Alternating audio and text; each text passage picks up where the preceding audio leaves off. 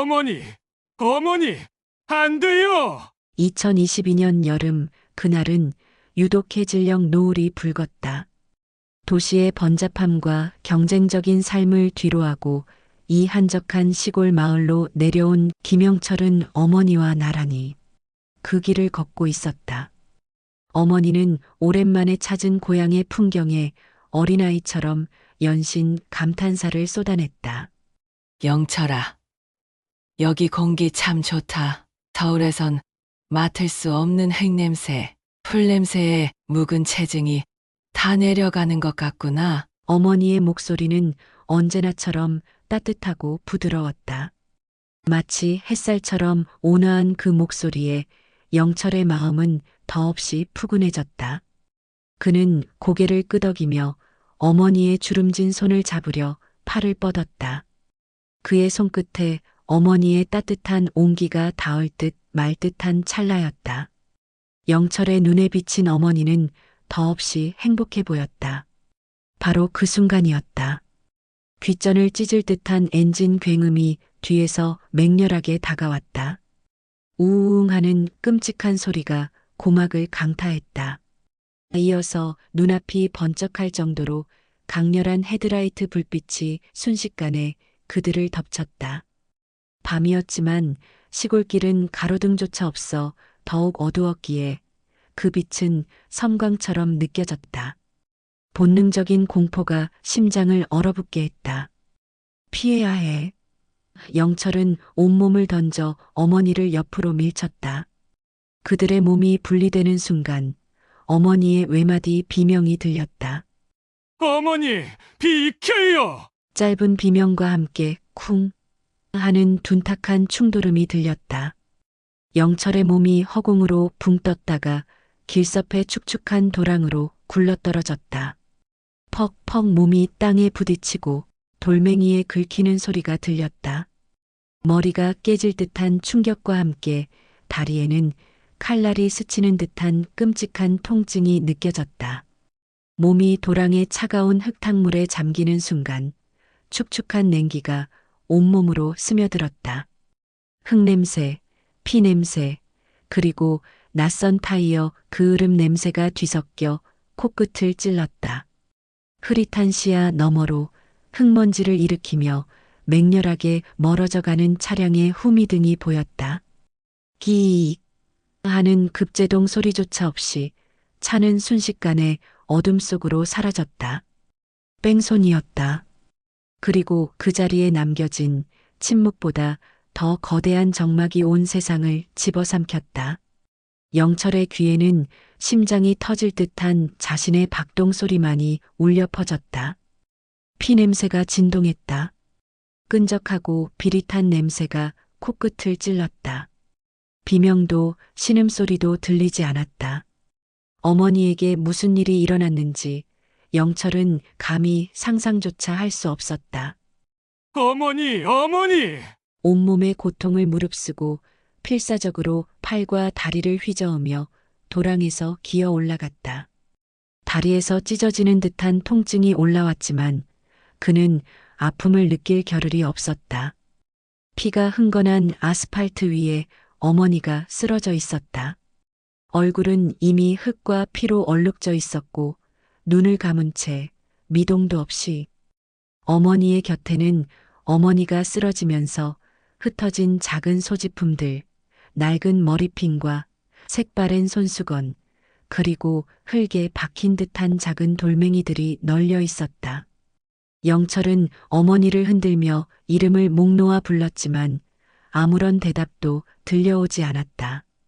희미한 숨소리도 미약한 심장 소리도 없었다.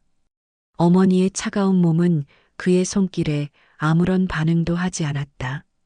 주변은 다시 평소의 고요함을 되찾은 듯 했지만 영철의 귓속에는 오직 끔찍한 엔진 소리와 충돌음, 가리고 어머니가 아스팔트에 쓰러지는 둔탁한 소리만이 반복 재생되고 있었다. 그는 덜덜 떨리는 손으로 휴대폰을 꺼내 119에 전화를 걸었다. 손가락이 말을 듣지 않아 몇 번이나 버튼을 잘못 눌렀다. 멀리서 영철의 집 방향에서 들려오는 백구의 끔찍한 울음소리가 희미하게 들려오는 듯했다. 백구는 그때 집에 있었을 터인데 어떻게 알았을까? 구급차가 도착하고 경찰차가 왔다.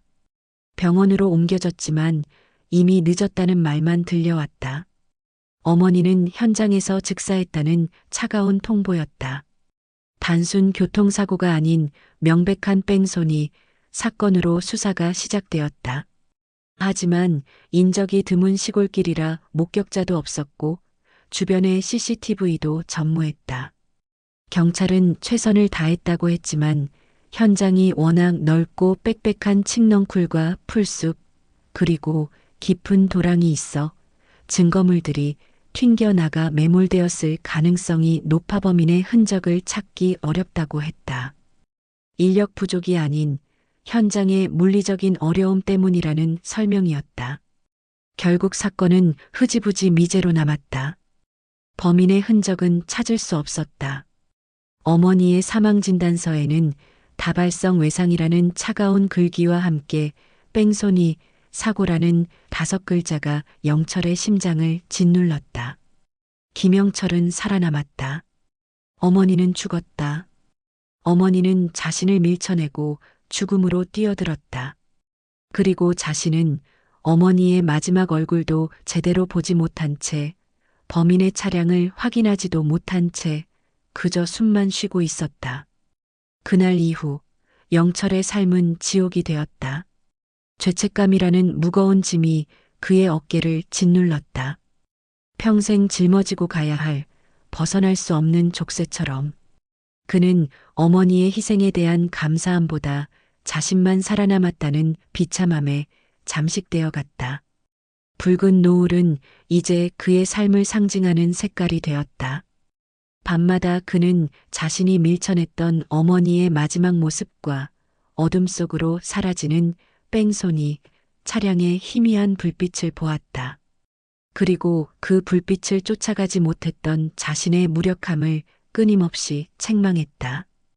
2025년 6월, 시간은 3년이 흘렀지만 김영철의 삶은 그날 핏빛 노을이 지던 시골길에 멈춰 있었다. 62세가 된 그는 여전히 고향 외곽의 시골집에 홀로 살았다.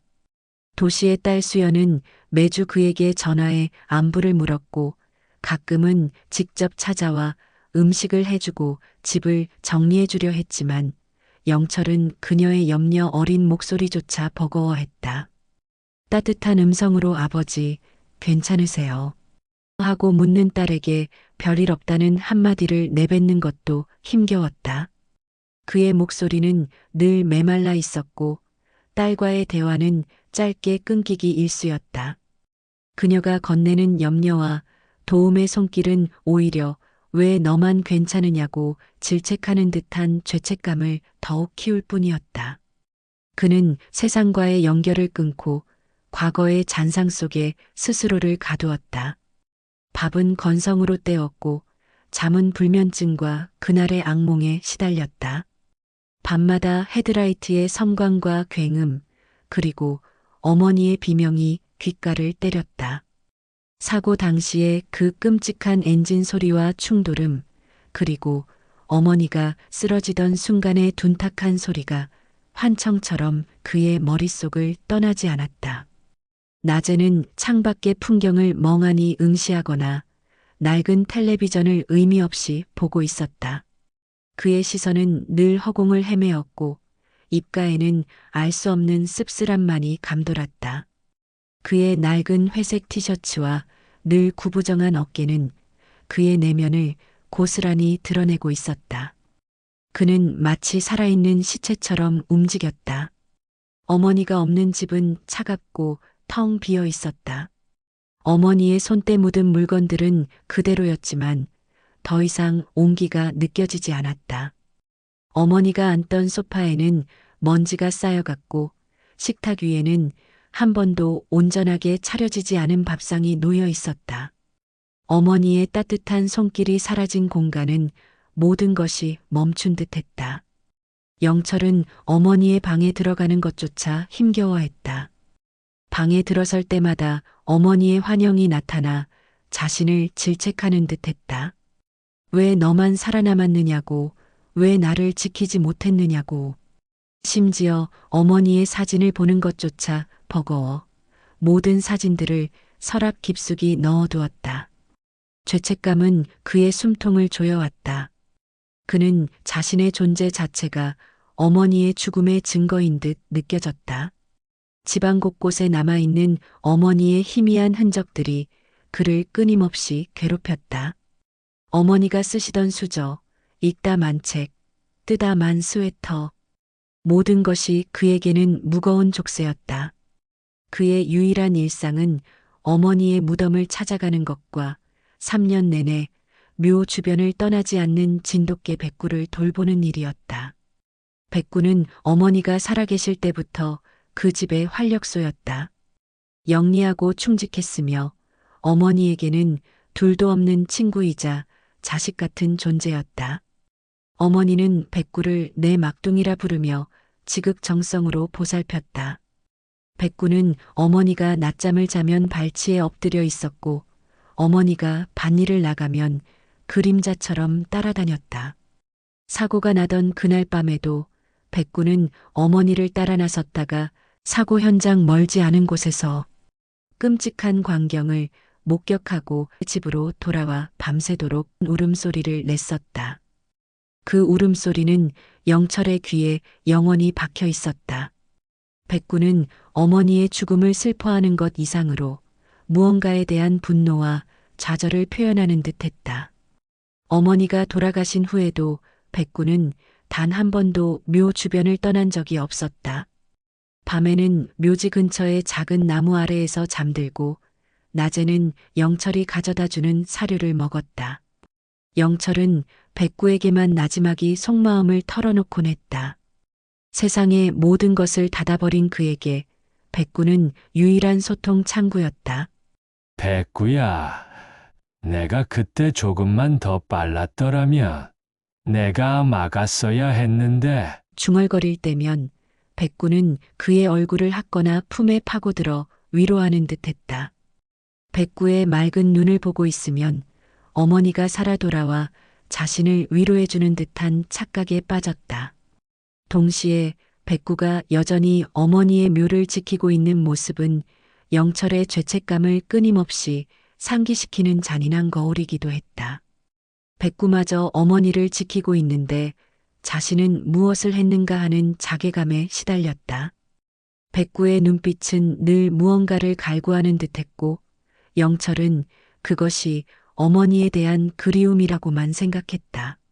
백구야, 오늘 어머니한테 가볼까? 영철이 중얼거리자 백구는 귀를 쫑긋 세우고 꼬리를 힘차게 흔들며 그의 다리에 머리를 비볐다. 백구의 털은 윤기가 흘렀지만 눈빛은 깊은 슬픔과 함께 어떤 간절함을 담고 있는 듯했다. 영철은 백구에게 물그릇을 채워주고 함께 어머니의 묘로 향했다. 시골길은 3년 전 그날처럼 고요했다. 영철은 그 길을 걸을 때마다 심장이 얼어붙는 듯한 고통을 느꼈다. 벼들이 바람에 흔들리는 소리, 갈대밭이 스치는 소리조차 사고 당시의 섬뜩한 바람 소리처럼 들렸다. 그는 늘 고개를 숙인 채 걸었고 혹시라도 그날의 검은 차량이 다시 나타날까봐 불안에 떨었다. 영철의 눈에는 마을 풍경이 더 이상 아름답지 않았다. 모든 것이 그날의 사고를 연상시키는 불길한 그림자로 보였다. 흙냄새는 피냄새와 섞여 비릿하게 느껴졌고 풀냄새는 죽음의 냄새로 변질된 듯했다. 묘지에 도착하자 백구는 묘비 주위를 빙빙 돌았다. 여느 때와 다름없는 모습이었다. 영철은 묘비 앞에 쭈그리고 앉아 묵묵히 풀을 뽑았다. 잡초들이 무성하게 자라 있었다. 한때는 어머니가 직접 심고 가꾸던 작은 화단도 이제는 생기를 잃은 채 메마른 흙으로 변해 있었다. 영철은 그 모든 모습에서 자신의 무기력함과 상실감을 보았다. 그의 손길은 힘이 없었고 잡초는 뽑히는 족족 다시 뿌리를 내릴 듯 강인해 보였다. 그러다 문득 백구의 행동이 평소와 다르다는 것을 느꼈다.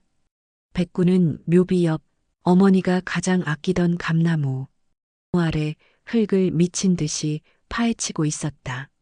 앞발로 흙을 긁어내고 코를 킁킁거리며 낑낑거렸다. 그 행동은 단순한 장난이 아니었다. 마치 땅속에 뭔가 중요한 것이라도 묻혀 있다는 듯 절박하고 집요했다. 묘비 아래 어머니의 채취가 가장 많이 남아있을 법한 곳을 파고 또 팠다. 3년 내내 묘를 지킨 백구였기에 영철은 그의 행동이 더욱 특별하게 느껴졌다. 백구의 눈빛은 마치 영철에게 여기에 뭔가 있어요. 라고 애원하는 듯했다. 백구야, 뭐하니? 왜 그래? 이러지 마. 영철은 백구를 말리려 했지만 백구는 그의 말을 듣지 않았다. 오히려 더욱 격렬하게 흙을 파냈다. 흙먼지가 풀풀 날리고 백구의 주둥이와 발에는 흙이 잔뜩 묻었다. 영철은 백구의 행동이 이상하다고 생각했지만 처음에는 대수롭지 않게 여겼다. 그저 걔가 흙을 파는 습관이라고 치부하려 했다. 하지만 백구는 포기하지 않았다. 영철이 제지하면 잠시 멈췄다가 그가 시선을 돌리면 다시 흙을 파기 시작했다. 결국 영철은 한숨을 쉬며 백구가 파는 것을 지켜볼 수밖에 없었다. 백구는 기어코 흙더미 속에서 무언가를 물어내 영철의 발치에 떨어뜨렸다. 그것은 낡은 플라스틱 조각과 함께 작은 금속 파편이었다. 플라스틱 조각은 색이 발에 있었지만 영철은 직감적으로 그것이 자동차 부품의 일부임을 알아챘다. 표면에는 미세한 흠집들이 나 있었고 한쪽 면에 희미하게 숫자가 새겨져 있는 것이 보였다. 영철은 손가락으로 그 숫자를 더듬었다. 땀이 등줄기를 타고 흘러내렸다. 금속 파편은 날카롭게 빛났다. 차갑고 거친 금속의 감촉이 그의 손가락에 생생하게 와닿았다. 사고 현장에서는 발견되지 않았던 물건들이었다. 3년 전 경찰이 사고 현장을 수색했을 때도 이런 것들은 없었다. 그의 기억 속에는 오직 피와 흙, 그리고 멀어져가는 검은 후미 등만이 남아있을 뿐이었다. 이 파편들은 사고 현장에서 튕겨나가 묘비 근처까지 날아와 매몰되었을 가능성이 높았다. 영철은 파편들을 집어들었다. 흙먼지를 털어내자 파편의 형태가 더욱 선명해졌다. 플라스틱 조각은 차량의 후미 범퍼나 라이트 커버의 일부로 보였고 금속 파편은 강한 충격으로 뜯겨져 나간 것처럼 날카롭게 꺾여 있었다. 백구는 영철의 얼굴을 올려다보며 낑낑거렸다. 그 눈빛은 평소보다 더욱 간절해 보였다. 마치 이것 보세요. 뭔가 있잖아요. 중요한 단서예요. 제발 봐주세요. 라고 외치는 듯했다. 백구의 낑낑거리는 소리는 영철의 귀에 억울하다는 절규처럼 들렸다. 영철은 손에 든 파편을 멍하니 바라봤다. 3년 만에 처음으로 그의 무기력한 삶에 작은 파동이 일렁였다. 그의 굳어있던 심장에 잊었던 감정의 씨앗이 심어지는 순간이었다. 이 작은 파편들이 3년의 침묵을 깨뜨릴 열쇠가 될 것이라고는 그 누구도 상상하지 못했다. 그의 손에 들린 파편은 단순한 고철 조각이 아닌 어머니의 마지막 외침이자 백구의 3년간의 침묵이 담긴 증거물이었다. 그의 마음속에 작은 불꽃이 피어오르기 시작했다. 그날 이후 영철은 백구의 행동을 결코 예사롭게 여기지 않았다. 낡은 플라스틱 조각과 날카로운 금속 파편은 그의 무뎌진 감각을 날카롭게 깨웠다. 그것들은 사고 당시 경찰이 찾지 못했던 어쩌면 고의적으로 숨겨졌을지도 모르는 증거일지도 모른다는 희망 섞인 의심을 품게 했다. 3년 동안 그에게는 희망이라는 감정 자체가 존재하지 않았다. 그의 삶은 무채색의 그림자 같았다. 하지만 지금 그의 손에 들린 작은 파편은 어둠 속 한 줄기 빛처럼 느껴졌다. 그의 메마른 눈동자에 오랜만에 생기 어린 호기심과 함께 억울함을 밝히고자 하는 의지가 감돌았다. 그는 파편을 손에 쥔 채 잠 못 이루는 밤을 보냈다. 핏빛 노을만 그의 꿈속을 맴돌던 밤들이 이제는 알 수 없는 단서들을 쫓는 복잡한 상상으로 채워졌다. 그는 며칠 밤낮을 고민했다. 다시 경찰에 가져가 봐야 할까? 하지만 3년 전에도 미제로 종결되었던 사건을 고작 낡은 파편 몇 조각으로 다시 수사해 줄 리 만무했다. 경찰의 차가운 눈빛과 형식적인 보고서를 다시 마주할 자신이 없었다. 게다가 그는 이미 모든 것에 지쳐 있었다. 경찰서에 가는 것조차 커다란 의지력을 필요로 했다. 그의 머릿속은 수많은 질문으로 복잡했지만 답을 찾을 엄두가 나지 않았다. 그러나 백구는 달랐다. 백구는 파편을 찾은 이후로 더욱 집요하게 영철을 따라다녔다. 아침 일찍부터 현관문 앞에서 낑낑거렸고 영철이 어디를 가든 그의 뒤를 쫓았다. 마치 그를 어디론가 이끌려는 듯이. 백구는 더 이상 슬픈 눈빛을 보이지 않았다. 그 눈빛에는 확신과 끈기가 가득했다. 특히 사고가 발생했던 좁은 시골길, 그리고 그 주변의 숲을 맴돌며 영철을 애타게 바라보곤 했다. 숲을 향해 코를 킁킁거리며 짖기도 했다. 그의 짖음은 단순한 소리가 아닌 어떤 의미를 담고 있는 듯했다. 백구야, 거긴 왜 자꾸 가려고 해? 또 뭐가 있다는 거니? 영철은 백구의 끈질긴 시선에 결국 항복했다. 어느 날 삽을 들고 백구와 함께 다시 시골길로 나섰다. 백구는 망설임 없이 풀숲 안쪽으로 들어가더니 코를 땅에 박고 냄새를 맡으며 다시 흙을 파기 시작했다. 어제 묘비 옆이 아니었다. 정확히 사고가 발생했던 지점에서 10여 미터 떨어진 평소에는 아무도 눈길 주지 않던 깊은 풀숲 촉이었다. 칡넝쿨과 억새풀이 무성하게 뒤엉켜 있어 사람의 발길이 닿기 힘든 곳이었다. 사고 당시 어머니가 튕겨나가면서 소지품이 풀숲 깊이 박혔을 수도 있었다. 차량 파편 역시 강한 충격으로 뜯겨나가면서 풀숲 안쪽으로 날아갔을 것이다. 게다가 그곳은 습기가 적고 땅이 단단하여 증거물이 비교적 잘 보존될 수 있는 환경이었다. 차가운 흙의 냄새와 풀뿌리 냄새, 그리고 어렴풋이 느껴지는 쇠 냄새가 뒤섞여 코끝을 자극했다. 영철은 백구의 행동에 집중했다. 삽을 가져와 백구가 파는 곳을 함께 파헤쳤다. 뿌리가 깊이 박힌 잡초들을 뽑아내고 단단하게 굳은 흙을 팠다. 흙 속에 묻힌 돌멩이들이 삽 끝에 부딪혀 쨍그랑 하는 날카로운 소리를 냈다. 땀이 비 오듯 쏟아졌다. 3년 만에 이렇게 육체적으로 힘든 일을 해보는 것 같았다. 그의 몸은 비록 고통스러웠지만 마음은 점점 더 명료해지는 듯했다. 백구가 짖는 소리는 마치 더 깊이 파야 해요. 바로 여기에 있어요. 라고 재촉하는 듯했다. 백구는 영철의 손이 닿지 않는 곳을 가리키는 듯 삽으로 흙을 퍼올리는 그의 팔을 툭툭 치기도 했다. 얼마 지나지 않아 삽 끝에 다시 한번 단단한 것이 걸렸다. 흙 속에서 낡은 물건이 모습을 드러냈다. 어머니의 낡은 지갑이었다. 흙과 먼지로 뒤덮여 있었지만 영철은 한눈에 그것이 어머니의 것임을 알 수 있었다. 3년 전 사고 현장에서 발견되지 않았던 물건이었다. 경찰이 사고 현장을 수색했을 때도 그의 눈에는 보이지 않았다. 어머니의 마지막 모습이 흐릿했기에 지갑의 유무조차 확인할 수 없었다. 칡넝쿨 사이로 깊이 박혀 있었기에 초동 수사팀이 놓쳤을 가능성이 높았다.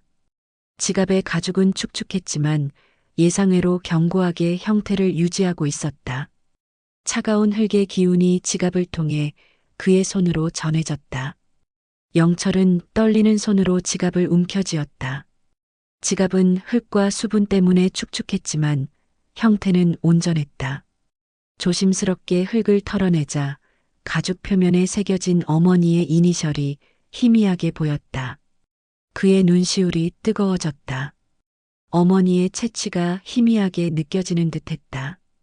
그의 손가락 끝에 흙과 가죽의 거친 질감이 생생하게 와닿았다. 조심스럽게 지갑을 열었다. 안에는 현금 몇 장과 신분증, 그리고 빛바랜 사진 한 장이 들어 있었다.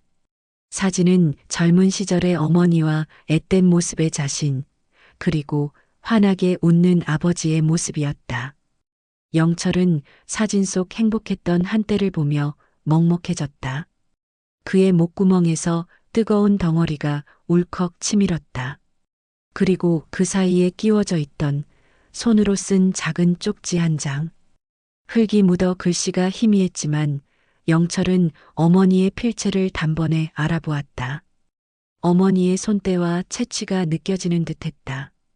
어머니의 마지막 흔적이었다. 괜찮다. 영철아. 걱정 마라. 김씨네 농장에 잠시 들렀다 가는 길이다. 영철의 심장이 쿵 내려앉았다. 김씨네 농장?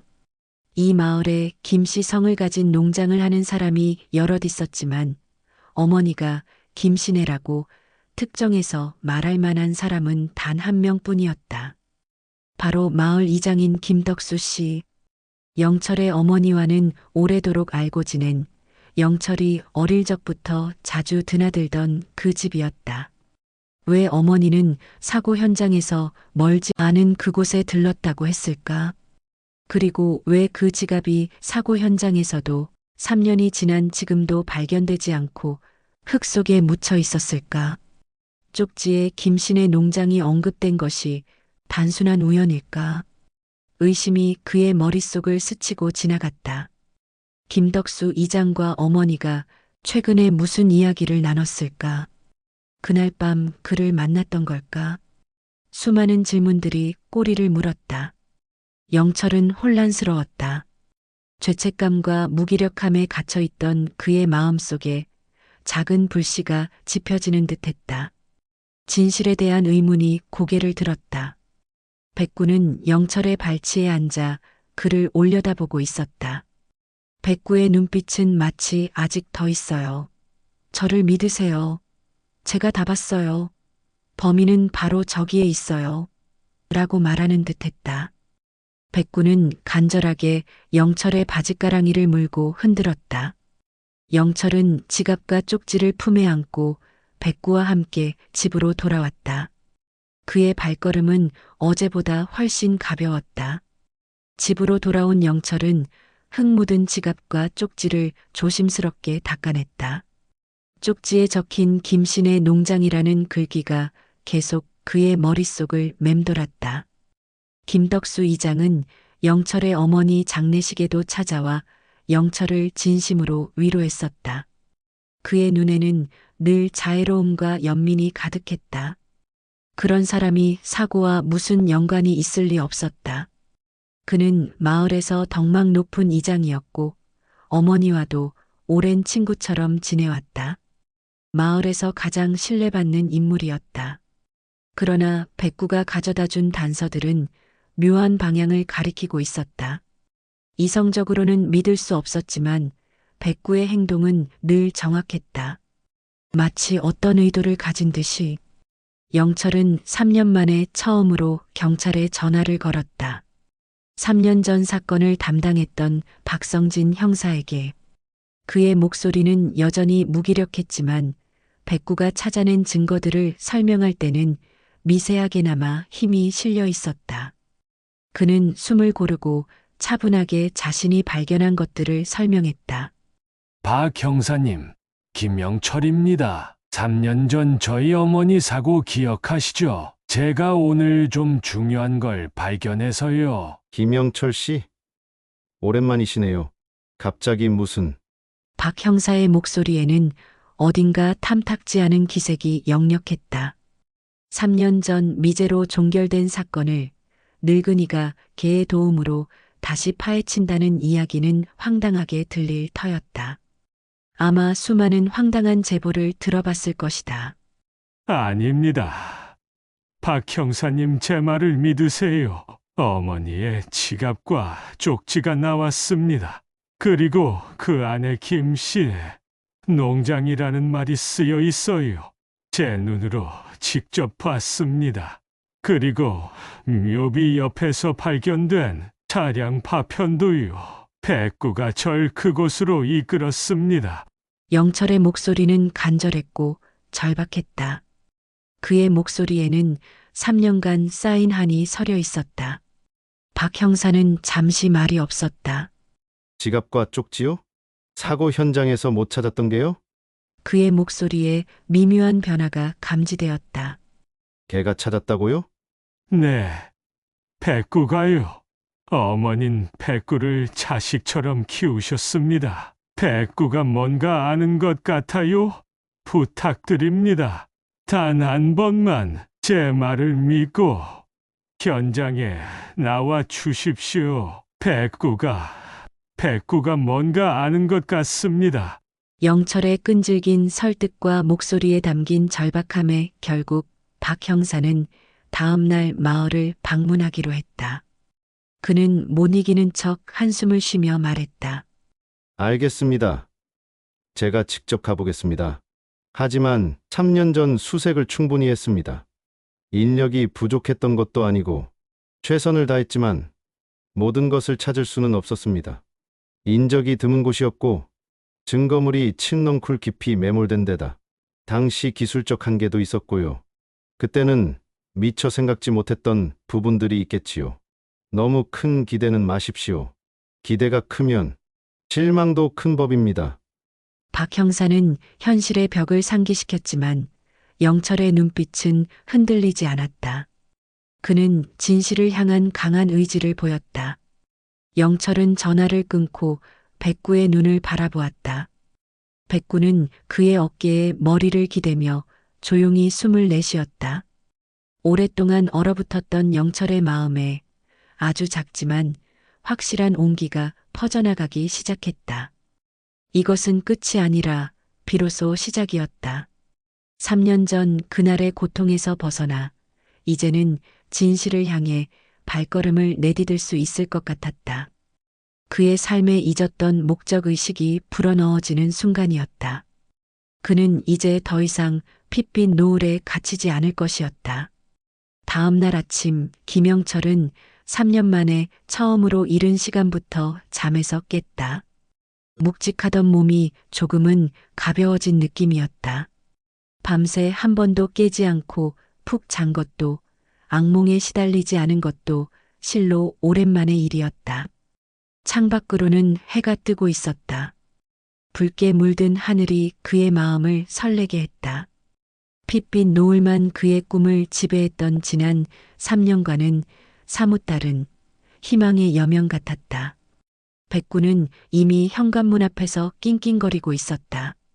어제의 전화가 효력이 있었던 걸까? 그는 박 형사가 정말 찾아올지는 반신반의했지만 백구의 간절한 눈빛을 외면할 수는 없었다. 오랜만에 면도를 하고 깨끗한 옷으로 갈아입었다. 거울 속 자신의 얼굴은 여전히 수척했지만 눈빛만큼은 조금 더 생기가 돌았다. 그의 얼굴에는 작은 결심의 흔적이 역력했다. 아침을 간단히 때우고 영철은 백구와 함께 다시 사고 현장으로 향했다. 백구는 어제처럼 길을 앞장섰다. 그의 발걸음은 더 이상 끌려가는 것이 아니었다. 이제는 그 길을 걷는 것이 마냥 고통스럽지만은 않았다. 백구가 자신을 이끄는 목적이 무엇인지 알게 되었기 때문이었다. 그는 백구의 발걸음에 맞춰 천천히 걸었다. 마을의 낯익은 풍경들이 그의 눈에 들어왔다. 논의 벼들은 더욱 푸르게 자라 있었고 길가에는 코스모스가 피어나기 시작했다. 들판을 가로지르는 시원한 바람이 그의 얼굴을 스쳤다. 공기는 흙내음과 풀내음 그리고 신선한 새벽 공기에 싸늘한 기운이 섞여 있었다. 마치 그날의 피냄새를 씻어내려는 듯 상쾌하게 느껴졌다. 오전 10시쯤 낡은 순찰차 한 대가 흙먼지를 일으키며 영철의 집 앞에 멈춰섰다. 박 형사였다. 3년 전과 크게 달라진 것 없는 무뚝뚝한 표정이었지만 그의 눈빛에는 미묘한 호기심과 함께 어딘가 지쳐 보이는 기색이 스쳐 지나가는 듯했다. 그는 팔짱을 낀 채 영철을 바라보았다. 김영철 씨 되십니까? 박성진입니다. 말씀 듣고 왔습니다. 박 형사는 영철에게 짧게 목례를 했다. 영철은 말없이 고개를 끄덕였다. 백구가 그의 다리 옆에 바짝 붙어 박 형사를 경계하듯 응시했다. 백구의 털이 바짝 서 있었다. 걔는 낯선 사람에게는 경계심을 보이는 법. 영철은 백구의 등을 살짝 쓰다듬었다. 백구는 영철의 손길에 조금은 안심하는 듯 으르렁거림을 멈추고 낮게 낑낑거렸다. 말씀하신 증거품 좀 볼 수 있을까요?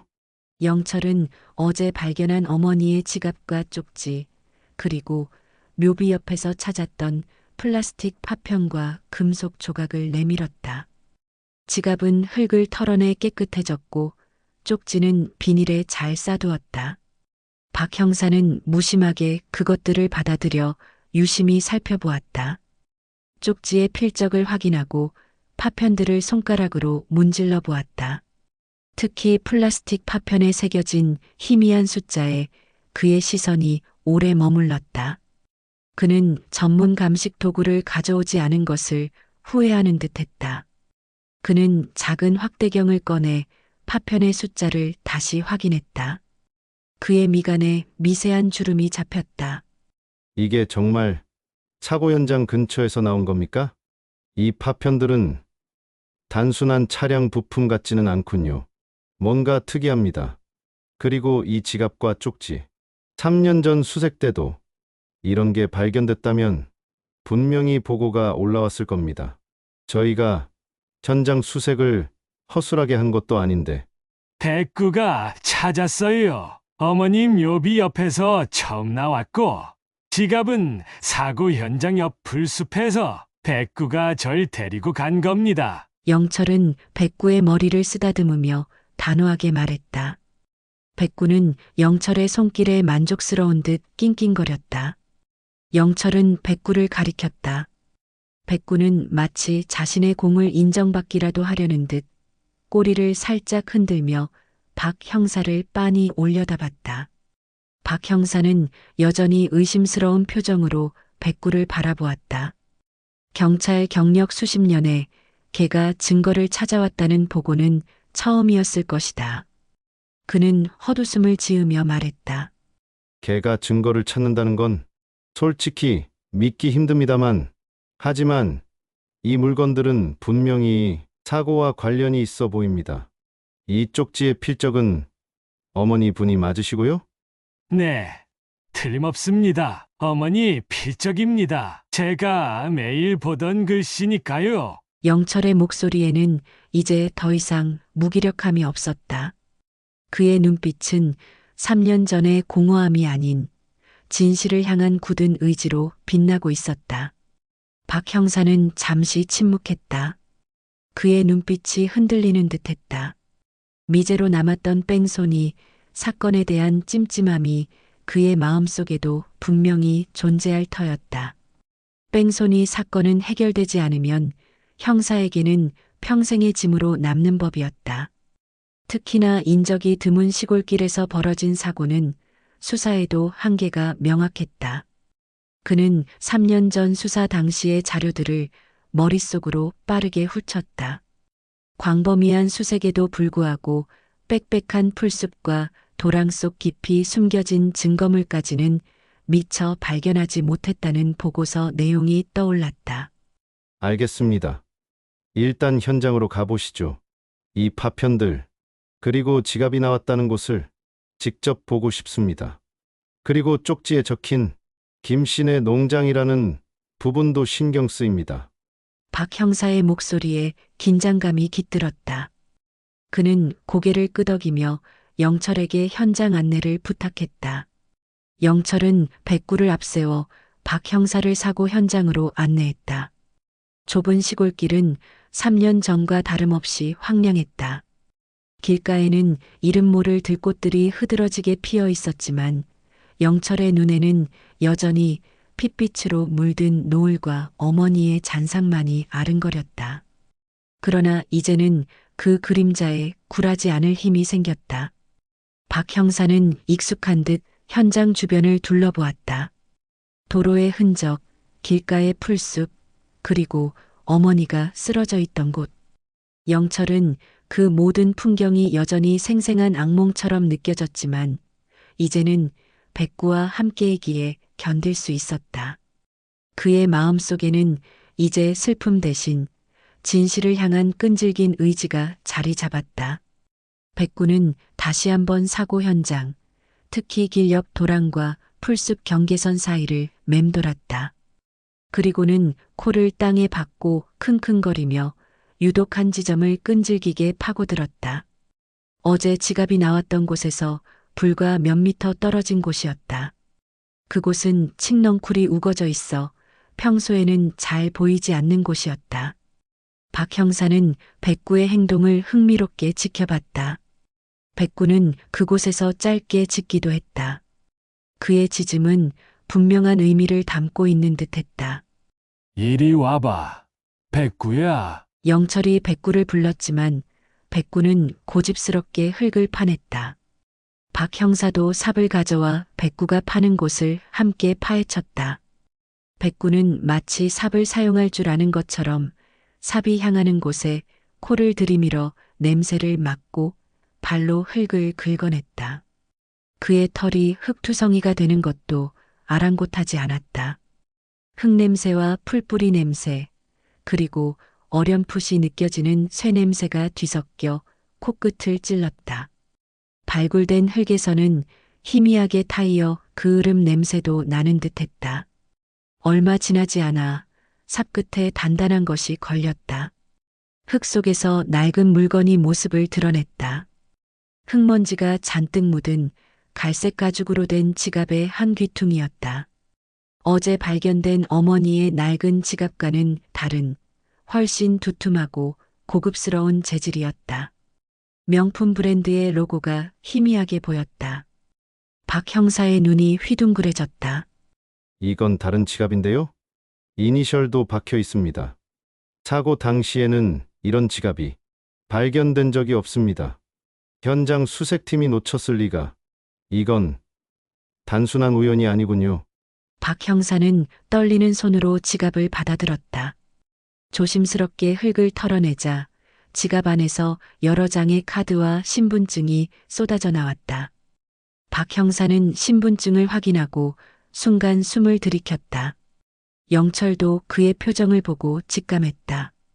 신분증의 주인은 김씨네 농장의 김덕수 이장이었다. 사진 속 김 이장은 특유의 넉살 좋은 미소를 짓고 있었다. 그 순간 영철의 머릿속에 성광처럼 어머니의 쪽지 글귀가 스쳐 지나갔다. 김씨네 농장에 잠시 들렀다 가는 길이다. 3년 전 그날 밤 어머니는 김 이장을 만났던 것일까? 영철의 머릿속이 복잡해졌다. 김덕수, 이장, 평생 이웃으로 지내온 사람. 어머니와도 친하게 지냈고 늘 친절하게 우리 가족을 대해주던 그 김덕수. 이장, 그의 지갑이 왜 뺑소니 사고 현장 바로 옆 흙 속에 묻혀 있었을까? 퍼즐 조각들이 어딘가 맞지 않는 듯 삐걱거렸다. 배신감이라는 거대한 감정이 영철의 심장을 짓누르기 시작했다. 그는 김 이장의 넉살 좋은 미소가 역겹게 느껴졌다. 그의 친절함이 모두 거짓이었단 말인가. 그의 마음속에서 차가운 의심의 불길이 타올랐다. 박 형사의 표정도 심각하게 굳어졌다. 그는 김덕수 이장의 이름이 적힌 신분증을 영철의 손에서 건네받아 다시 한번 확인했다. 김덕수 이장님 지갑이 여기서 왜 나왔을까요? 3년 전 사고 당시에는 이런 지갑은 발견되지 않았습니다. 현장 수색팀이 놓쳤을 리가. 이건 단순한 우연이 아니군요.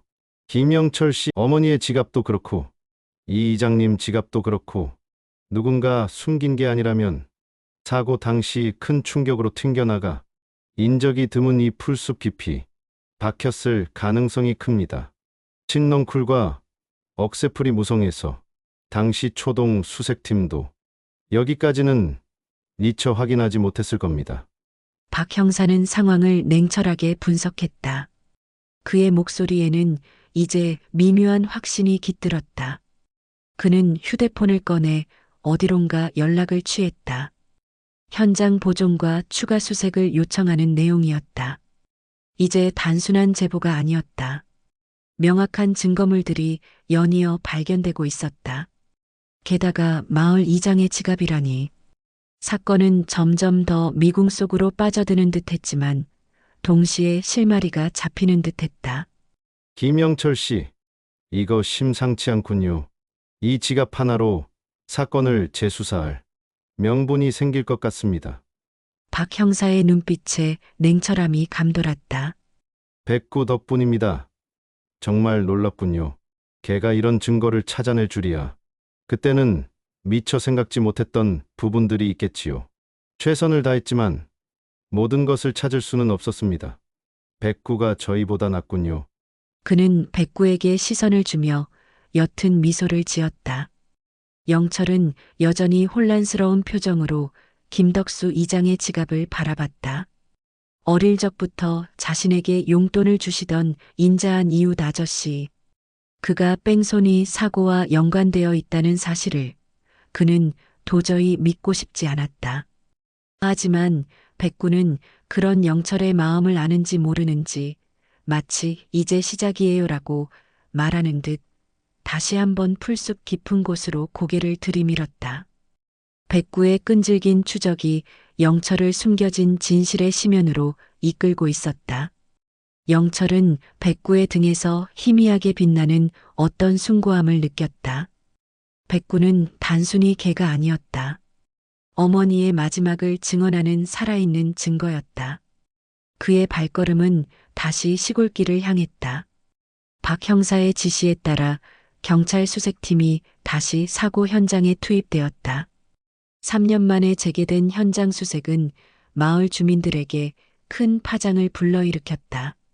3년 전 흐지부지 되었던 김영철 어머니의 뺑소니 사고가 다시 수면 위로 떠오르자 마을 사람들은 술렁이기 시작했다. 그들은 영철을 동정하는 척하면서도 그가 경찰을 불러들여 잠잠하던 마을에 괜히 파란을 일으킨 것에 대한 불편한 시선을 보냈다. 잠자는 사자의 코털을 건드렸다는 듯한 눈빛도 있었다. 영철은 그들의 시선을 피하지 않았다. 오히려 하나하나 뜯어보기 시작했다. 겉으로는 안부를 묻는 척했지만 그들의 눈빛에는 미묘한 불안감이나 호기심, 혹은 알 수 없는 기색이 스쳐 지나가는 듯했다. 특히 김덕수 이장은 영철을 마주칠 때마다 평소보다 더 넉살 좋은 웃음을 지었지만 그의 눈빛은 어딘가 초조해 보였다. 영철은 김 이장의 얼굴에서 식은땀이 흐르는 것을 똑똑히 보았다. 그의 어색한 웃음 뒤에는 깊은 그림자가 드리워져 있었다. 마치 낡은 그림자처럼 그의 뒤를 따라다니는 듯했다. 수색은 며칠 동안 이어졌다. 백구는 마치 전문 수색견이라도 된 듯 경찰견보다도 더 정확하게 사고 현장 주변의 흙과 풀숲을 샅샅이 뒤졌다. 백구는 날카로운 후각으로 냄새를 쫓았고 때로는 땅을 파는 등 사고와 관련된 흔적을 찾아내기 위해 온몸으로 표현했다. 그는 백구가 땅속 깊이 묻힌 잔해들에서 나는 미세한 금속성 냄새와 타이어, 그을음 냄새, 그리고 김덕수 이장의 지갑에서 나는 특유의 가죽 냄새를 맡고 있었으리라 짐작했다. 영철은 백구의 옆을 묵묵히 지켰다. 백구의 헌신적인 모습은 영철의 지친 마음에 위로와 동시에 더욱 강한 의지를 불어넣었다. 박 형사도 이제는 백구의 안내를 무시할 수 없었다. 백구가 킁킁거리며 특정 지점을 맴돌면 그곳에서 어김없이 무언가 발견되곤 했다. 첫 번째 추가 발견은 사고 현장 옆 도랑에서였다. 백구가 한참을 지저대며 흙을 파헤친 곳에서 흙투성이가 된 오래된 블랙박스 메모리 카드가 나왔다.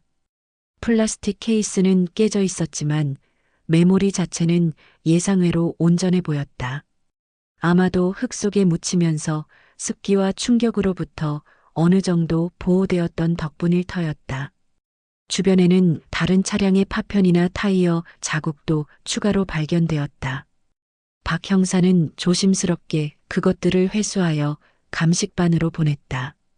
그는 이제 백구를 영특한 계를 넘어선 사건의 핵심 증인으로 인식하기 시작했다.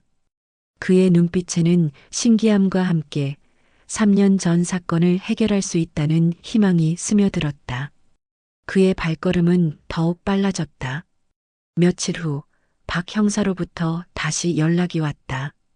그는 스티커의 정체를 알아냈다고 했다. 김영철 씨, 놀라운 일이 벌어졌습니다. 백구가 찾아낸 메모리 카드. 복원 성공했습니다. 박 형사의 목소리는 흥분으로 가득했다. 영상은 많이 손상됐지만 사고 직전 상황이 일부 찍혀 있습니다. 그리고 결정적인 게 있습니다. 영철은 심장이 격렬하게 뛰는 것을 느꼈다. 3년 동안 그를 짓눌렀던 어둠 속에서 한 줄기 빛이 보이는 듯했다. 그는 즉시 박 형사가 있는 경찰서로 향했다. 시골 버스에 몸을 싣고 도심으로 향하는 동안 그의 마음은 초조함과 기대감 사이에서 요동쳤다. 창밖으로 스쳐 지나가는 풍경들이 그에게는 낯설게 느껴졌다. 그의 손끝에는 여전히 어머니의 지갑과 차량 파편의 차가운 감촉이 남아있는 듯했다. 경찰서의 감식실에서 박 형사는 영철에게 복원된 영상을 보여주었다. 모니터 속 영상은 너무나 희미하고 흔들렸지만 그 내용은 영철의 온몸을 전율하게 만들었다. 영상 속에는 사고 직전 영철의 어머니가 영철을 밀쳐내는 순간이 분명하게 찍혀 있었다. 어머니의 얼굴은 공포와 함께 영철을 향한 사랑으로 일그러져 있었다. 그녀의 입술이 마지막으로 영철아 하고 외치는 듯 보였다. 그리고 그 직후 카메라를 맹렬하게 스쳐 지나가는 차량의 흐릿한 후미등이 잡혔다. 영상은 픽셀이 깨져 있었고 마치 꿈속의 장면처럼 불분명했다. 하지만 가장 중요한 것은 그 차량의 후미등 옆에 붙어 있던 작은 스티커 같은 것이었다. 너무 흐려 정확한 문양은 보이지 않았지만 독특한 형태를 띠고 있었다. 박 형사는 그 부분을 확대하여 다시 보여주었다. 픽셀이 깨져 있었지만 그 특징적인 윤곽은 분명했다. 그것은 마치 범인이 남긴 시그니처 같았다. 이 스티커 어딘가에서 본 것 같지 않습니까? 박 형사가 물었다. 이런 종류의 스티커는 특정 동호회나 업체에서 사용하는 경우가 많습니다. 혹은 특정 지역에서 활동하는 소수의 동호회원들만 사용하는 쉽게 눈에 띄지 않는 스티커일 가능성도 있습니다. 희소성이 높죠. 보통 사람들은 잘 모를 겁니다. 그리고 영상에는 소리도 녹음되어 있었다. 박 형사는 복원된 음성 파일을 재생했다. 바람 소리와 함께 어머니가 영철을 밀치며 외쳤던 영철아 하는 짧은 비명이 들렸다. 그 목소리는 3년 동안 영철의 꿈속에서 반복되던 그 목소리와 정확히 일치했다. 그 비명 소리가 그의 심장을 찢는 듯했다. 그리고 그 직후 끼익 하는 급제동 소리와 함께 영철이 사고 당시 어렴풋이 들었던 쇠가 긁히는 듯한 끔찍한 마찰음이 선명하게 녹음되어 있었다. 무엇보다 영철을 얼어붙게 만든 것은 그 소리 뒤에 이어진 것이었다. 컹, 컹컹 하고 짖는 틀림없는 백구의 울음소리였다. 백구는 그 자리에 있었다. 백구는 모든 것을 보았던 것이다. 3년 전 그 끔찍한 순간에 백구는 그 모든 진실을 목격하고도 침묵할 수밖에 없었던 것이다. 그 울음소리는 영철의 귀에 꽂혀 마치 백구가 자신에게 3년간 끊임없이 외쳤던 절규처럼 들렸다. 영철은 백구를 끌어안았다. 백구는 영철의 품에서 꼬리를 흔들었다. 눈물이 솟구쳤다. 3년 동안 외면했던 어머니의 마지막 순간이 백구의 울음소리와 함께 생생하게 되살아났다. 그리고 어머니의 비명보다 더 크게 들려왔던 백구의 울음소리는 그동안 영철이 외면했던 진실을 상기시키는 끔찍한 비명이었다. 그의 몸이 걷잡을 수 없이 떨렸다.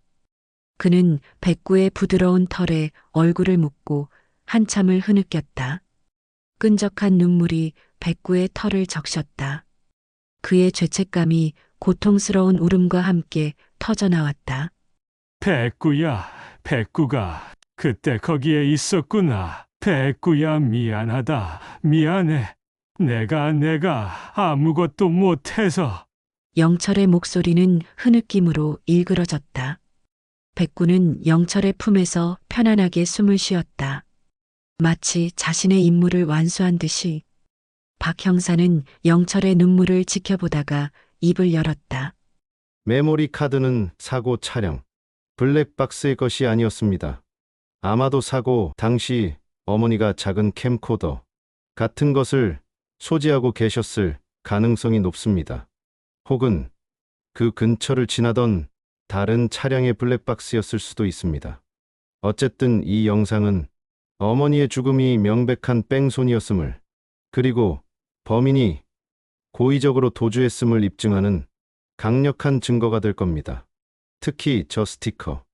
박 형사는 이어서 스티커의 정체에 대한 정보를 추가로 제시했다.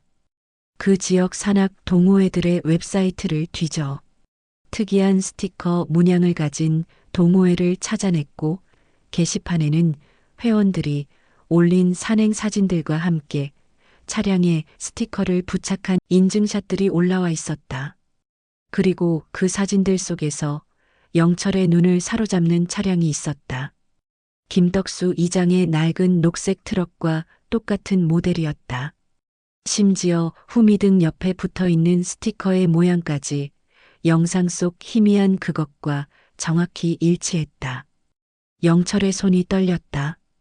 분노가 그의 심장을 찢어 발기는 듯했다.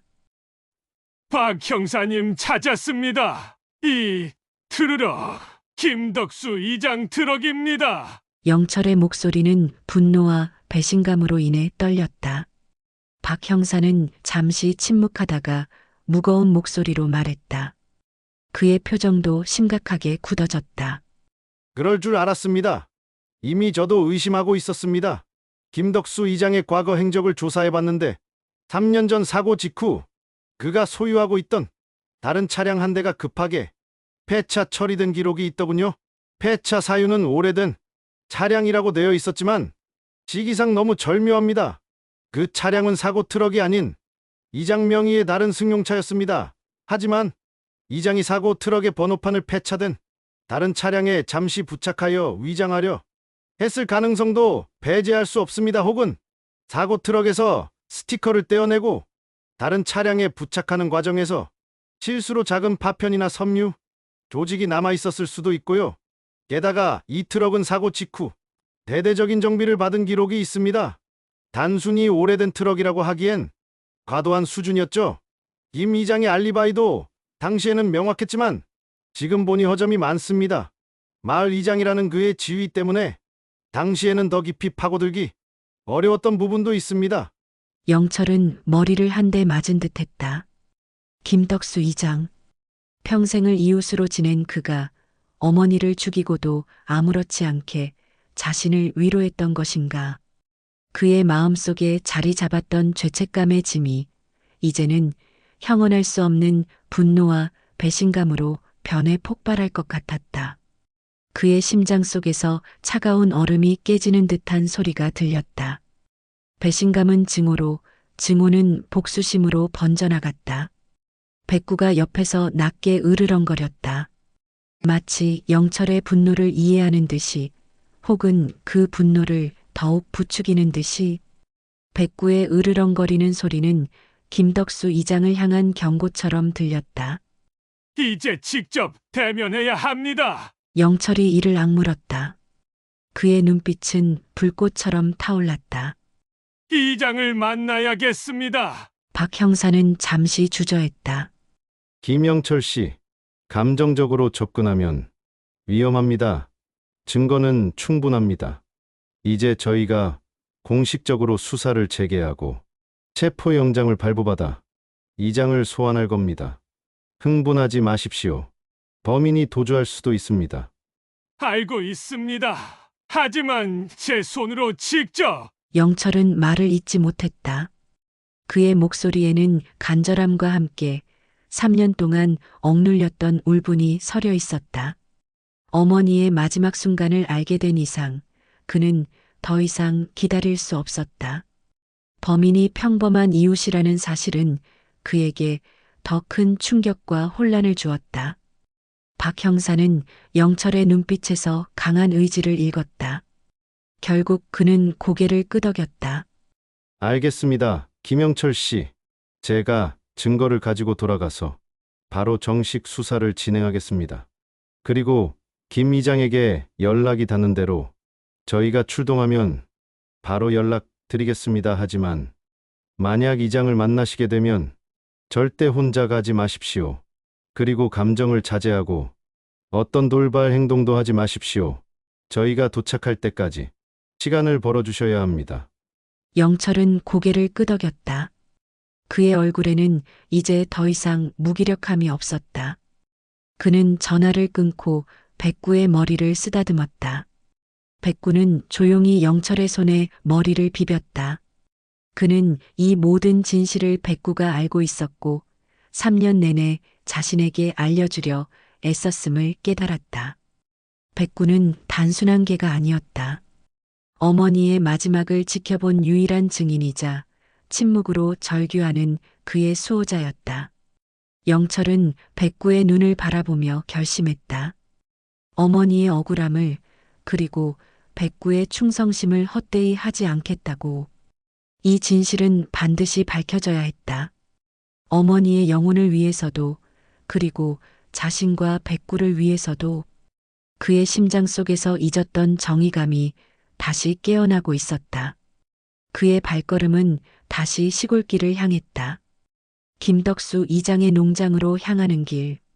그의 마음속에서는 복수심과 함께 오랜 갈증이 해소될 것이라는 희미한 기대감이 피어올랐다. 영철은 경찰서를 나섰다. 그의 발걸음은 더 이상 터벅거리지 않았다. 진실을 향해 나아가는 그의 발걸음은 단단했지만 마음은 천근같이 무거웠다. 복잡한 감정들이 뒤섞여 그의 내면을 휘저었다. 백구는 그의 옆을 묵묵히 따랐다. 김덕수 이장. 평생 이웃으로 살아온 사람이었다. 어머니와도 친했고 영철에게도 늘 넉살 좋은 미소를 보이던 이웃 아저씨. 그가 어떻게 그런 끔찍한 짓을 저지를 수 있었을까? 영철은 김 이장의 얼굴을 떠올렸다. 그의 웃음 뒤에 그토록 끔찍한 비밀과 죄악이 숨겨져 있었다는 사실이 믿기지 않았다. 동시에 3년 동안 그가 태연히 영철을 위로하며 마을 사람들과 어울렸다는 생각에 구역질이 치밀어 올랐다. 배신감은 그의 심장을 갈기갈기 찢는 듯했다. 그의 시야는 흐려지고 세상이 일그러지는 것 같았다. 영철은 김 이장을 당장 찾아가 진실을 마주하고 싶었지만 박 형사의 경고를 떠올렸다. 감정적으로 행동해서는 안 된다. 침착하게 증거를 확보하고 그를 덫에 빠뜨려야 했다. 하지만 그의 심장은 뜨겁게 타올랐다. 어머니의 억울함과 백구의 침묵 속 외침이 그의 모든 신경을 곤두세웠다. 백구의 낑낑거리는 소리가 그의 귓가에 맴돌았다. 그는 백구와 함께 집으로 돌아왔다. 그리고 생각했다. 어떻게 김 이장을 만날 것인가? 어떤 식으로 대화를 이끌어낼 것인가? 백구의 도움을 받아야 했다. 백구는 김 이장의 집 앞을 지날 때마다 유독 예민하게 반응했다. 그것이 우연이 아니었다. 백구는 범인의 채취를 혹은 그날의 기억을 선명하게 가지고 있었을 것이다.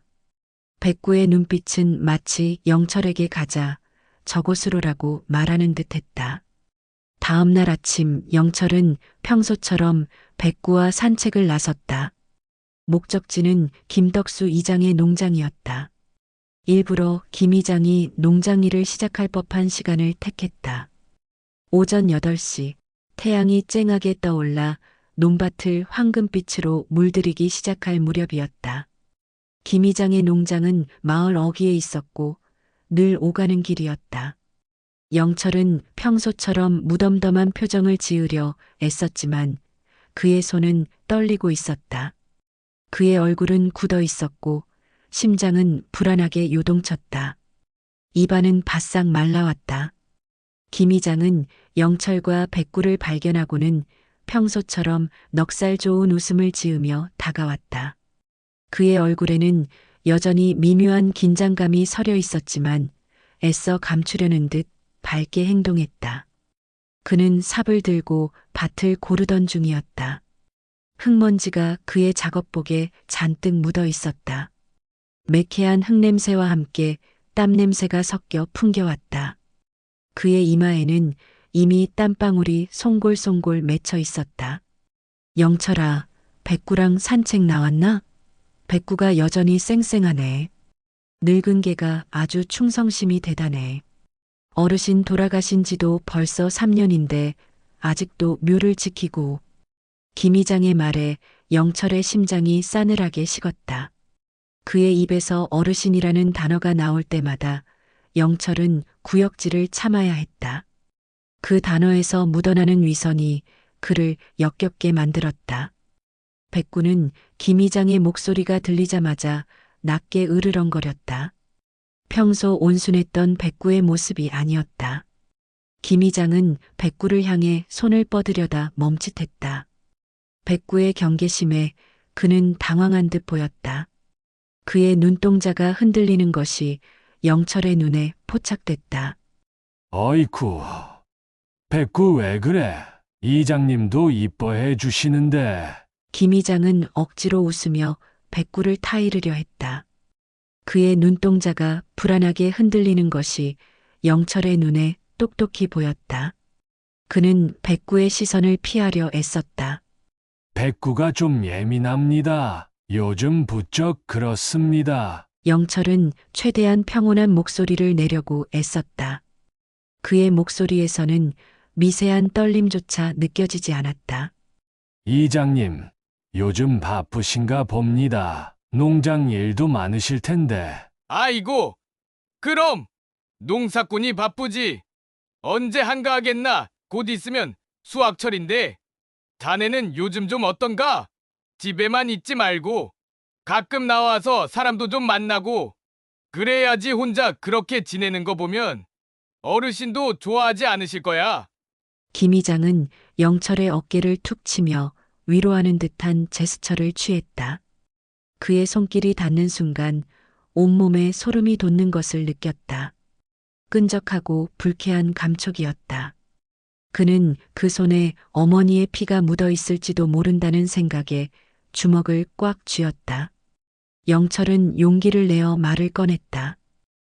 이장님, 제가 사실 요즘 잠을 잘 못 자서요. 어머니 사고 생각이 자꾸 나서 자꾸 그날 밤 꿈을 꿉니다. 그날 이장님은 어디 계셨는지 기억나십니까? 영철의 직설적인 질문에 김 이장의 얼굴에서 미소가 완전히 사라졌다. 그의 눈빛이 순간적으로 날카롭게 변했다가 이내 당황한 듯 흐려졌다. 그의 얼굴에 드리워진 그림자가 더욱 짙어졌다. 그는 순간적으로 침묵했다. 정적이 흘렀고 오직 백구의 낮게 으르렁거리는 소리만이 들렸다. 밭에서 풍겨오는 흙냄새조차 긴장감에 짓눌려 무겁게 느껴졌다. 아이고, 영철아 갑자기 그게 무슨 소리야? 벌써 3년이나 지난 일인데 내가 어디 있었는지 그걸 어떻게 다 기억하나? 농장 일하다가 집에 있었겠지. 왜 하필 나한테 그런 걸 묻나? 김 이장은 목소리를 높이며 당황한 기색을 숨기려 했다. 그의 목소리는 평소보다 훨씬 거칠었고 땀방울이 그의 이마를 타고 흘러내렸다. 그는 손수건을 꺼내 땀을 훔쳤다. 그의 옷에서 매캐한 땀 냄새가 진하게 풍겨왔다. 그리고 미세하게 풍기는 알코올 냄새도. 백구가 저 트럭을 왜 이렇게 경계하는지 모르겠습니다. 영철은 일부러 큰 목소리로 말했다. 그의 시선은 김 이장의 낡은 녹색 트럭에 고정되어 있었다. 트럭은 농장 창고 한쪽에 주차되어 있었다. 오래된 기름 냄새와 매캐한 배기가스 냄새가 뒤섞여 올라왔다. 낡은 타이어에서는 희미하게 고무 냄새가 났다. 혹시 이장님 트럭에 무슨 냄새라도 배어 있습니까? 아니면 백구가 이 트럭을 본 적이 있습니까? 이장님, 3년 전 그날 밤에요. 김 이장의 안색이 하얗게 질렸다. 그의 눈동자는 동공지진을 일으키듯 좌우로 격렬하게 흔들렸다. 그는 백구를 향해 고함을 질렀다. 무슨 냄새? 백구야, 너 왜 그래? 헛소리 말고 이리 와. 영철이 너도 늙더니 노망이 들었나? 헛소리만 하는구나. 그는 영철을 밀치고 트럭 쪽으로 달려가려 했다. 그의 손이 닿는 순간 영철은 온몸에 소름이 돋는 듯한 차가운 감촉을 느꼈다.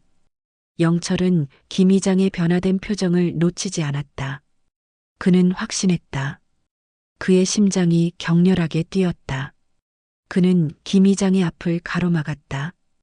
그리고는 며칠 전 백구가 찾아냈던 스티커와 동일한 무늬가 김 이장 트럭의 후미등 옆에 붙어 있는지 확인하기 위해 백구와 함께 트럭 쪽으로 천천히 다가갔다.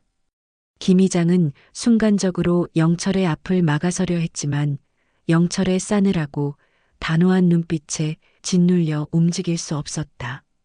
그의 발은 땅에 박힌 듯 움직이지 않았다. 영철의 시선이 트럭의 후미등에 닿았다. 먼지가 앉아 있었지만 그가 본 영상 속 스티커와 정확히 일치하는 특정 산악 동호회의 스티커가 선명하게 붙어 있었다.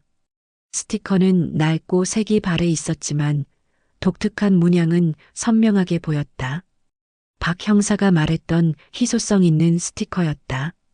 그리고 스티커 바로 아래 범퍼 한쪽에 희미하게 긁힌 자국과 함께 아주 작은 섬유 조각이 끼어 있는 것을 발견했다. 섬유 조각은 어머니가 사고 당일 입었던 옷의 갈색과 똑같았다. 얇고 거친 느낌이 손가락 끝에 생생하게 와닿았다. 영철의 눈이 활활 타올랐다. 그의 심장은 격렬한 분노로 타올랐다. 이장님, 이 스티커, 그리고 이 흔적 설명 좀 해주시죠. 이게 왜 여기에 붙어 있습니까? 이 섬유 조각은 또 무엇입니까? 3년 전 사고 당시 이 트럭이 그곳에 있었던 것 아닙니까? 어머니의 지갑은 왜 사고 현장에 있었습니까? 영철의 목소리는 낮았지만 그 어떤 천둥 소리보다 김덕수 이장의 심장을 울렸다. 김 이장의 얼굴은 공포에 질려 창백해졌고 그의 몸은 미세하게 떨리기 시작했다. 그의 넉살 좋은 미소는 완전히 사라진 채 차가운 땀방울이 이마를 타고 흘러내렸다. 백구는 김 이장의 다리 옆에 바짝 붙어 앉아 김 이장을 향해 낮게 으르렁거렸다. 백구의 으르렁거림은 마치 그의 죄를 고발하는 소리처럼 들렸다. 백구는 김 이장의 눈을 똑바로 응시했고 김 이장은 백구의 시선을 피하려 애썼지만 그럴 수 없었다. 마치 이제 끝났어. 당신의 죄가 드러날 시간이야. 라고 말하는 듯이 그 순간 멀리서 순찰차 한 대가 다가오는 소리가 들렸다. 사이렌 소리가 미미하게 들려왔지만 이내 점점 커졌다. 박 형사였다. 영철은 김 이장에게 등을 돌려 박 형사를 향해 고개를 끄덕였다. 김 이장은 그제야 모든 것을 체념한 듯 무릎을 꿇고 고개를 떨구었다. 그의 입에서 흐느낌이 터져나왔다. 그의 어깨가 격렬하게 들썩였다. 흙먼지 묻은 작업복은 그의 죄를 대변하는 듯했다. 미안하다, 영철아. 정말 미안해. 그의 자백은 조용하고도 비극적이었다. 3년 전 그날 밤 김덕수 이장은 마을 회의 후 술에 취해 운전하고 있었다. 꽤 많은 양의 막걸리를 마신 상태였다. 인적이 드문 시골길이라 방심했고 전방 주시를 소홀히 한 채 운전대를 잡았다. 영철의 어머니가 길을 걷고 있는 것을 미처 보지 못하고 그대로 들이받았다. 사고 순간 그는 정신이 번쩍 들었다. 차가 크게 요동쳤고 비명 소리가 들렸다. 그리고 어머니가 쓰러지는 둔탁한 소리. 인적이 드문 곳. 아무도 보지 못했을 거라는 강한 확신이 들었다. 그리고 음주운전으로 인한 처벌, 그동안 쌓아온 마을 이장으로서의 덕망과 명예가 한순간에 무너질 거라는 두려움이 그의 눈을 가렸다. 그는 잠시 차를 세웠다가 쓰러진 어머니를 확인하지도 않고 그대로 현장을 벗어났다.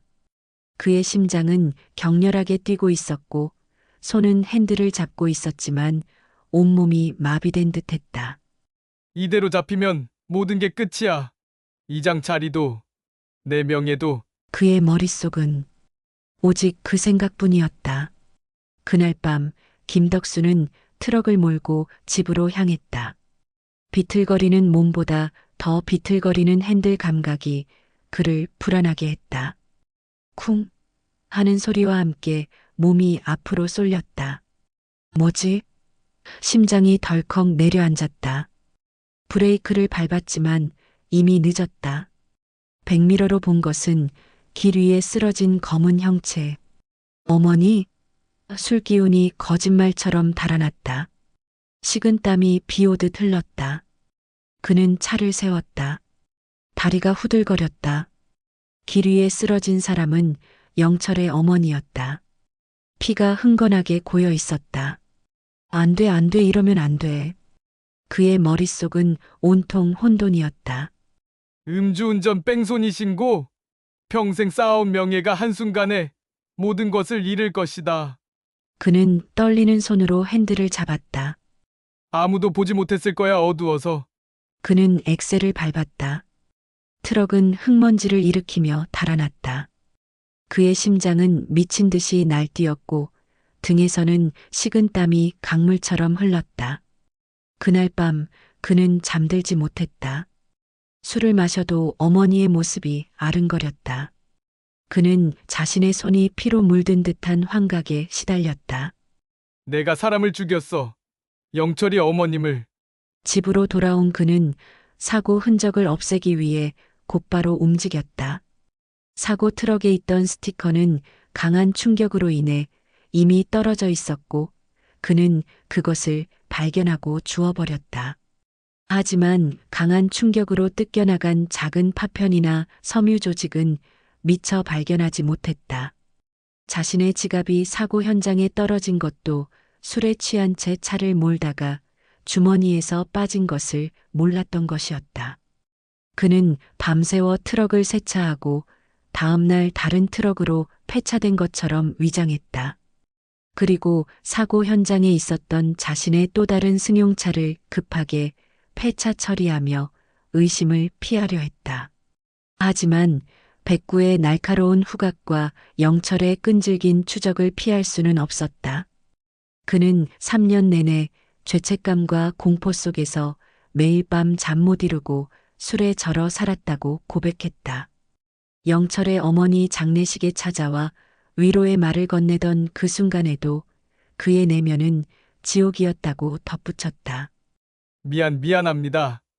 영철아, 정말 미안해. 매일 밤 꿈에서 어르신이 나타나 나를 노려봤어. 그래서 매일 술을 마셨어. 죽고 싶었지만 감히 죽을 수도 없었어. 김 이장은 흐느끼며 영철에게 용서를 빌었다.